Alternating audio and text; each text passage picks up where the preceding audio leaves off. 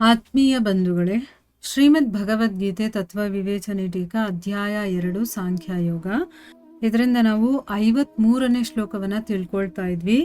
ಯೋಗ ಅನ್ನುವಂಥ ಶಬ್ದ ಬೇರೆ ಬೇರೆ ಕಡೆಯಲ್ಲಿ ಯಾವ ರೀತಿ ಅದು ಬೇರೆ ಬೇರೆ ಅರ್ಥವನ್ನ ಕೊಡುತ್ತೆ ಅನ್ನೋದನ್ನ, ಅಂದರೆ ಬೇರೆ ಬೇರೆ ಸಂದರ್ಭ ಬಂದಾಗ ಅದನ್ನ ಬೇರೆ ಬೇರೆ ರೀತಿಯಲ್ಲಿ ಯೂಸ್ ಮಾಡ್ತಾರೆ.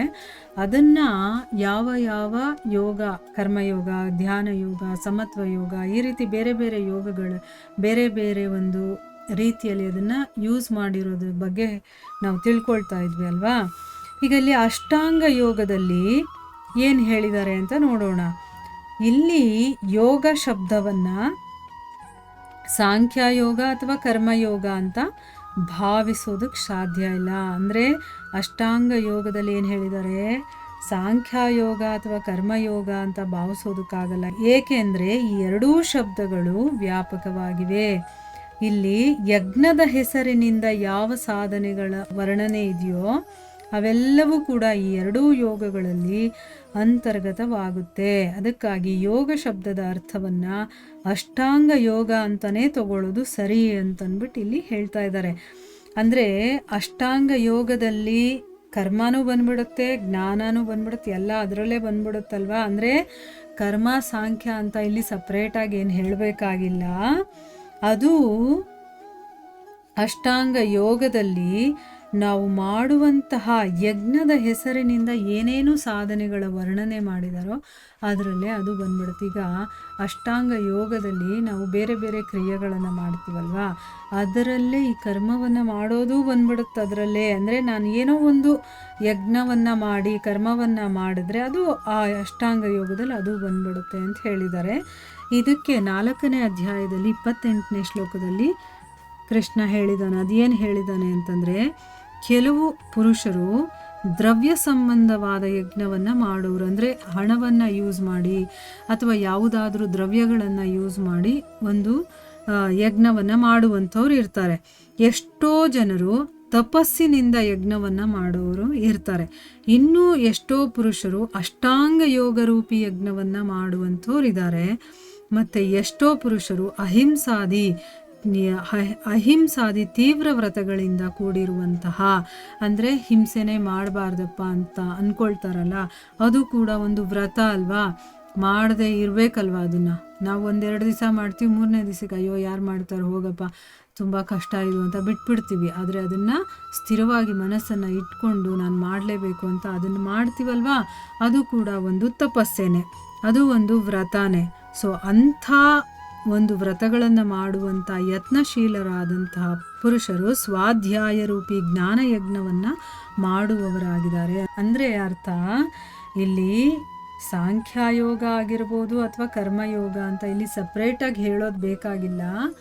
ಅಷ್ಟಾಂಗ ಯೋಗದಲ್ಲಿ ಎಲ್ಲವೂ ಬಂದ್ಬಿಡುತ್ತೆ, ಅದೂ ಬಂದ್ಬಿಡುತ್ತೆ. ಅಂದರೆ ನಾವು ಏನೋ ಒಂದು ಯಜ್ಞ ಮಾಡಬೇಕು ಅಂತ ಅಂದ್ಕೊಂಡು ಮಾಡ್ತೀವಲ್ವಾ, ಅಂದರೆ ಅರ್ಥ ಯಜ್ಞದ ಹೆಸರಲ್ಲಿ ಯಾವುದೇ ಸಾಧನೆಗಳ ವರ್ಣನೆ ಮಾಡಿದಾರೋ ಅದೆಲ್ಲವೂ ಕೂಡ ಈ ಎರಡೂ ಯೋಗದ ಅಂತರ್ಗತದಲ್ಲೇ ಬಂದ್ಬಿಡುತ್ತೆ. ಅಂದರೆ ಅಷ್ಟಾಂಗ ಯೋಗ ಅಂತಂದ್ಬಿಟ್ರೆ ಅದರಲ್ಲಿ ಎಲ್ಲವೂ ಇರುತ್ತೆ, ಕರ್ಮನೂ ಇರುತ್ತೆ. ನಾವು ಮಾಡುವಂಥ ಎಲ್ಲ ಕರ್ಮಗಳನ್ನು ಆಹುತಿ ಮಾಡಿ ಆ ಯಜ್ಞವನ್ನು ಮಾಡ್ತೀವಿ, ಅದು ಬಂದ್ಬಿಡುತ್ತೆ. ಜ್ಞಾನವನ್ನು ತಿಳ್ಕೊಂಡು ತಾನೇ ನಾವು ಇದನ್ನೆಲ್ಲ ಮಾಡ್ತೀವಿ, ಅದು ಬಂದಿರುತ್ತೆ. ಸೊ ಅದಕ್ಕೆ ಯೋಗ ಅನ್ನುವಂಥ ಶಬ್ದದ ಅರ್ಥವನ್ನು ಇಲ್ಲಿ ಅಷ್ಟಾಂಗ ಯೋಗ ಅಂತ ತಗೋಬೇಕೇ ಹೊರತು ಕರ್ಮ ಅಥವಾ ಜ್ಞಾನ ಅಂತ ಸಪ್ರೇಟಾಗಿ ತಗೊಳ್ಳೋದು ಏನು ಬೇಕಾಗಿಲ್ಲ ಅಂತಂದ್ಬಿಟ್ಟು ಆ ಒಂದು ಅಷ್ಟಾಂಗ ಯೋಗವನ್ನು ಎಕ್ಸ್ಪ್ಲೈನ್ ಮಾಡಬೇಕಾದ್ರೆ ಭಗವಂತ ಹೇಳಿದ್ದಾನೆ.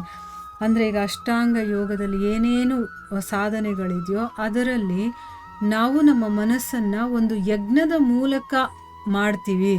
ನಾವು ಏನೋ ಒಂದು ಅಂದ್ಕೊಳ್ತೀವಿ, ನಾನು ಈ ಥರ ತಪ ಮಾಡಬೇಕು, ಜಪ ಮಾಡಬೇಕು, ಅಥವಾ ನನ್ನ ಶರೀರವನ್ನು ದಂಡಿಸ್ಕೊಳ್ಬೇಕು, ಅಥವಾ ನನ್ನ ಹತ್ರ ಇರುವಂಥ ಏನೋ ಒಂದು ಐಶ್ವರ್ಯವನ್ನು ನಾನು ಹೋಮಕ್ಕೆ ಆಹುತಿ ಕೊಟ್ಟು ಯಜ್ಞಗಳ ಮುಖಾಂತರ ಅದನ್ನು ಸಮರ್ಪಣೆ ಮಾಡಬೇಕು ಅಂತ ಈ ರೀತಿ ಬೇರೆ ಬೇರೆ ರೀತಿಯಾಗಿ ನಾವು ಯೋಚನೆ ಮಾಡ್ತೀವಲ್ಲ, ಅದೆಲ್ಲ ಅಷ್ಟಾಂಗ ಯೋಗದಲ್ಲಿ ಬಂದ್ಬಿಡುತ್ತೆ. ಅದಕ್ಕೆ ಇಲ್ಲಿ ಯೋಗ ಅಂತಂದರೆ ಅಷ್ಟಾಂಗ ಯೋಗ ಅಂತ ನಾವು ತಿಳ್ಕೋಬೇಕು ಅಂತ ಹೇಳ್ತಾ ಇದ್ದಾರೆ.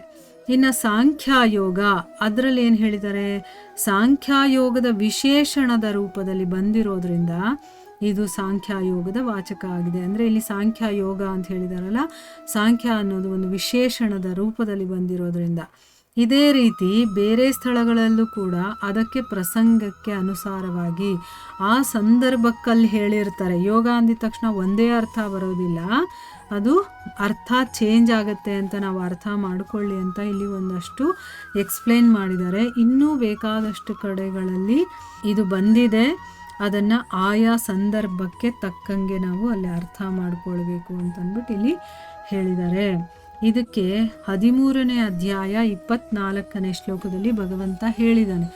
ಏನು ಹೇಳಿದ್ದಾನೆ?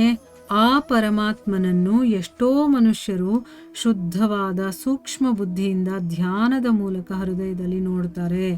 ಇನ್ನು ಬೇರೆ ಎಷ್ಟೋ ಜನರು ಜ್ಞಾನಯೋಗದ ಮೂಲಕ, ಇನ್ನೂ ಕೆಲವರು ಕರ್ಮಯೋಗದ ಮೂಲಕ ನೋಡ್ತಾರೆ. ಅಂದರೆ ಅವನನ್ನು ಪಡ್ಕೊಳ್ತಾರೆ ಅಂತ ಅರ್ಥ. ಅಂದರೆ ಅರ್ಥ ಏನು? ಇಲ್ಲಿ ವಿಶೇಷಣವನ್ನು ಹೇಳೋದಕ್ಕೋಸ್ಕರ ಸಾಂಖ್ಯ ಅಂತ ಹೇಳಿದ್ದಾರೆ. ಅಂದರೆ ಅರ್ಥ ಏನು? ಬೇರೆ ಬೇರೆ ಸ್ಥಳಗಳಲ್ಲಿ ಇಲ್ಲಿ ಹೇಳಿದ್ರಲ್ಲ, ಈಗ ಪರಮಾತ್ಮನನ್ನು ಬೇರೆ ಬೇರೆಯವರು ಅವರ ಸಾಧನೆಗಳ ಮೂಲಕ ಬೇರೆ ಬೇರೆ ರೀತಿಯಿಂದ ಪರಮಾತ್ಮನನ್ನು ಪಡ್ಕೊಳ್ತಾರೆ. ಈಗ ನೋಡಿ, ಸೂಕ್ಷ್ಮ ಬುದ್ಧಿಯಿಂದ ಶುದ್ಧವಾಗಿರುವಂಥ ಬುದ್ಧಿ ಇರುತ್ತಲ್ಲ, ಅದನ್ನು ಧ್ಯಾನದ ಮೂಲಕ ಭಗವಂತನನ್ನು ಹೃದಯದಲ್ಲಿ ನೋಡ್ತಾರೆ. ಕೆಲವರು ಹೃದಯದಲ್ಲಿ ಎಲ್ಲಪ್ಪ ಕಾಣಿಸ್ತಾನೆ, ನಮಗಂತೂ ಕಾಣಿಸಿಲ್ಲ ಅಂದರೆ ನಾವು ಆ ರೀತಿ ಮಾಡಿಲ್ಲ, ನಮ್ಮ ಹೃದಯ ಪರಿಶುದ್ಧ ಆಗಿಲ್ಲ, ನಾವು ಆ ಒಂದು ಬುದ್ಧಿಯನ್ನು ಕ್ಲೀನ್ ಮಾಡ್ಕೊಂಡಿಲ್ಲ, ಇನ್ನು ಧ್ಯಾನ ಮಾಡೋದಕ್ಕೆ ನಮಗೆ ಬರೋದೇ ಇಲ್ಲ ಅಲ್ವಾ, ಅದಕ್ಕೆ ನಮಗೆ ಕಾಣಿಸೋದಿಲ್ಲ.